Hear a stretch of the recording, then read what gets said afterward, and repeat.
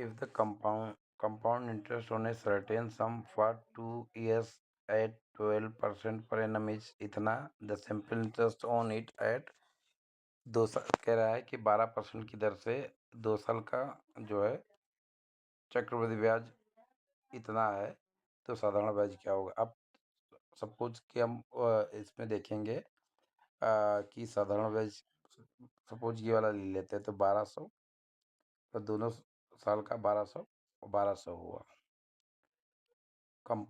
Compound में क्या होगा, ब्याज पे ब्याज लगता है, तो क्या होगा, दूसरे साल का ये तो पहले साल पे भी ब्याज लग जाएगा।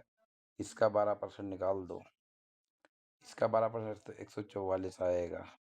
तो अब जोड़ लो 1200 प्लस 1200 प्लस 144, तो 225। तो इसका आंसर क्या होगा, 2400। तो इससे ऐसे आंसर को आप लगा सकते हो बहुत ही आसानी से। नहीं तो देखो आप कितना लंबा खींच के जाओगे तब आएगा आंसर।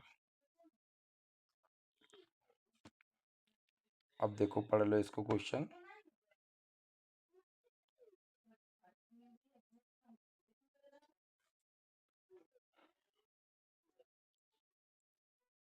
अब इसको लगाने का सबसे आसान तरीका है,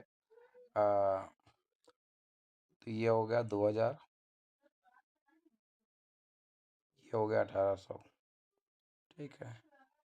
तो 190 बटा 3800, इन दोनों को जोड़ लेंगे, इंटू 100 कर देंगे, तो ये कट गया। तो 1 दूना 5%, तो आपका आंसर क्या आ जाएगा, आंसर आ जाएगा सी।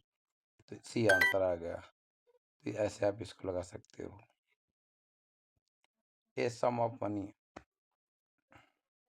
अब देखो अगर इस ऐसे टाइप का होगा तो इसका आंसर याद रखना कि 2 साल का कंपाउंड पूछेगा तो 21%, और 33.1% आता है 3 साल का। तो इतने टाइम्स हो जाता है, डेट मीन्स कि 10% ही आएगा। मतलब क्या है, रेट ऑफ इंटरेस्ट क्या है, 10% ही रहेगा, तो ये आ जाएगा। देखो आप ऐसे आसानी से लगा सकते हो। अब देखो 5,5700 हो जाता है 1 साल में।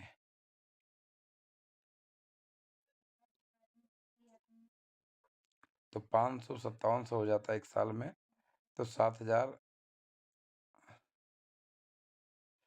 तो कह रहा है 7,000 उसी रेट के इंटरेस्ट पर 5 साल में कितना हो जाएगा।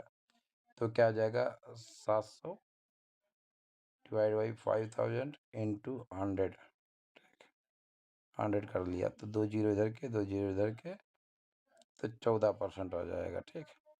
अब 14 पंचे 70, ठीक, 14 पंचे 70, 7,000, ठीक, और 14 पंचे 70, तो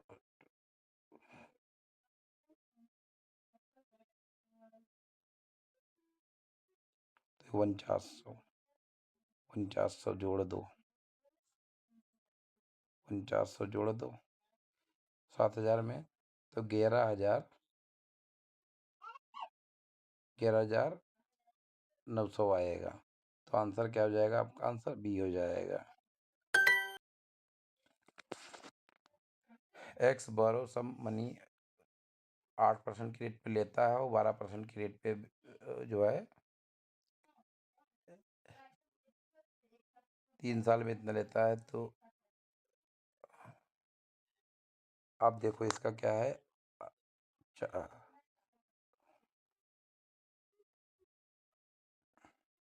तो 4800 डिफरेंस है, ठीक। तो